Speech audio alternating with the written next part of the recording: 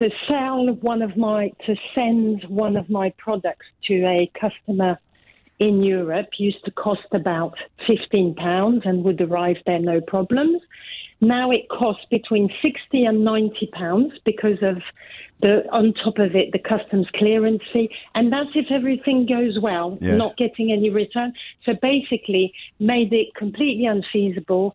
I cannot sell to the EU anymore. That's it. It's over because we're just losing money. Yep. I have to say I'm just one of thousands and thousands of businesses. Most of my peers have stopped even when it started. Basically, Brexit, not being in the single market is unfit for 21st century internet. It's like going back 50 years, except it doesn't fit today's world. And I've lost 50% of my business. So I have to say I never bought it because already knowing sending goods, for example, to Switzerland, you always had a bit of problems. Yes. So I knew it was going to be multiplied by 27. How do you account for people like Jacob Rees-Mogg apparently not understanding or not caring about what you knew would be inevitable? I think they have to carry on the lie because they obviously had to lie to get Brexit through. I don't think he lied. I genuinely don't think he lied. I think he was just too dozy, too thick to understand what he was talking about. He'd signed up to some sort of post-imperial Lord Snooty vision of a ladybird book vision of the UK, and everything followed on from that. Or he had to then fit the facts to his feelings, and he ended up, of course, with a bunch of facts that were absolute cobblers.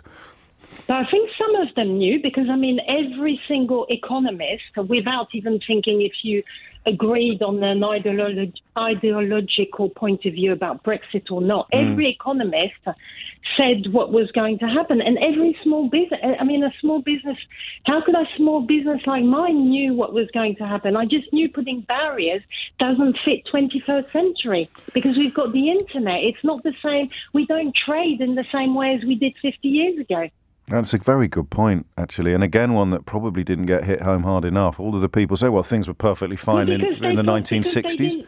Because they didn't listen to businesses like mine. Because if they'd sat with 50 people like me, I would have given them these facts. Well, I knew before it happened. I knew before it happened. Yes, and you weren't alone. David and Mason had massive on a concrete... On a concrete, everyday trading level. I share your frustration. I really do. It is. You speak to anybody. It's awful. It's criminal. Well, it's not far off, is it? In terms of being sold under false pretenses. If this was a second-hand car, you'd be able to. No, but this is a whole country. It's not just one car or 100. No, I know. I'm just trying to build a figure of speech here, Geraldine. You know what I'm like. I like a nice analogy. If Brexit was a second-hand car, you've got it home, there's no engine under the bonnet, and they've just made Jacob Rees-Mogg chief mechanic. Yes. Yeah. Are you going to be all right? Do you want to tell us a bit about your business? Do you want a free advert? It's the least I can do in the circumstances. I'll tell you what I'm going to do. I'm now opening a warehouse, even though it's overkill for the size of my business and the distances that I have to now use a warehouse in Europe, like thousands and thousands. So we're taking our business to Europe. What country is it in? Taking it out of the UK. What country is the warehouse going to be in? Do you know yet? This one's going to be Slovakia. There you go. Could have been any other one. There's a Brexit benefit. There you finally. We found there's a Brexit benefit for Slovakia. Yeah. Maybe that'll be Jacob's new job. He'll just say the things really loudly. A new warehouse. Geraldine in Waltham Forest is opening a new warehouse because of Brexit. And then whisper, in Slovakia. And the bell will go dong, dong, dong.